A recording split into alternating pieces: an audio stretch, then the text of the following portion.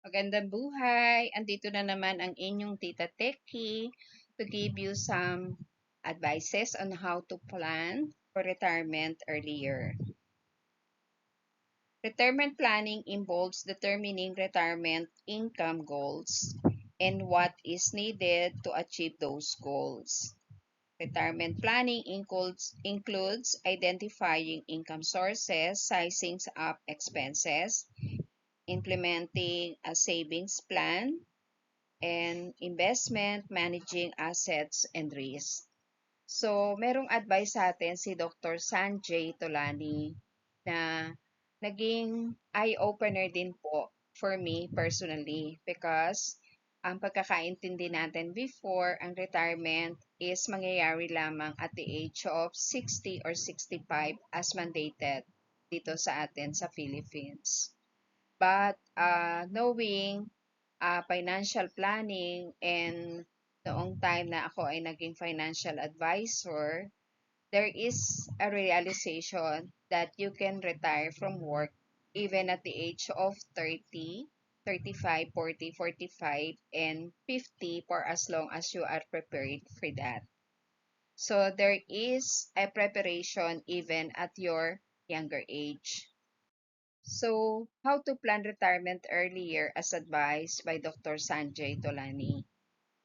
Number one, you have to understand what are your retirement goals. Ano ba yung goals mo when you retire?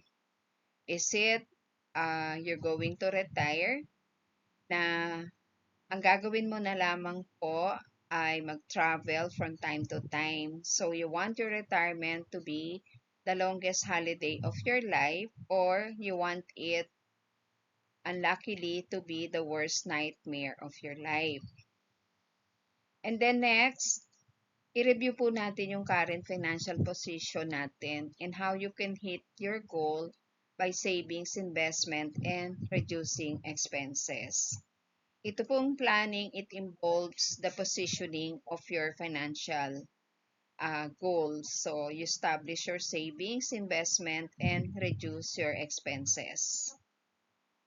Next is speak to your planner if there are any product in the market that can assist you to create a flow of recurring income so you never have to worry when you retire.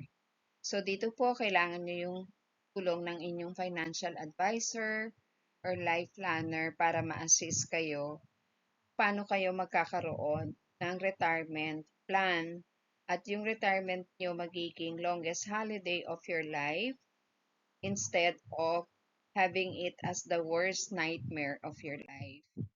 There are some important notes to consider. So, not many people realize how important it is to have a proper planning strategy.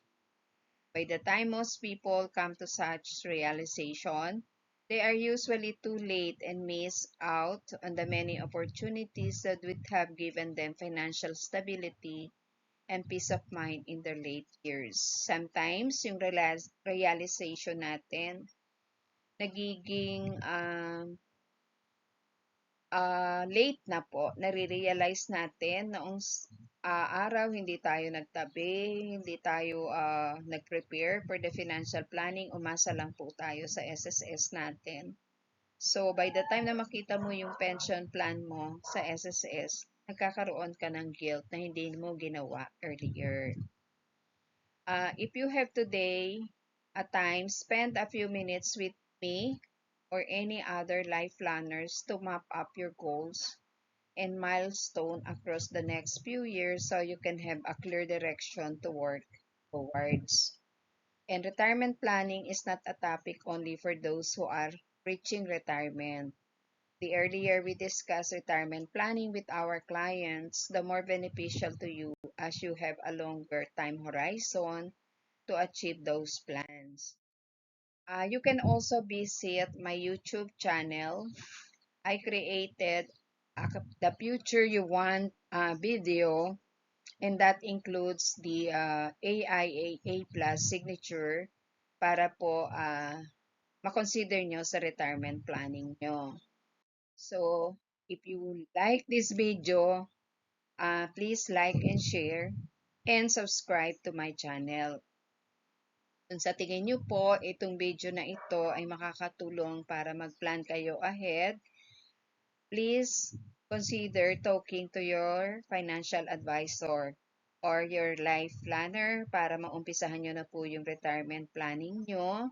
Or if you don't have any financial advisor or life planner, I am here to assist you to achieve your goals so that your retirement will be the longest holiday of your life and not the worst nightmare of your life. So, thank you. Uh, Ingat po kayo and God bless.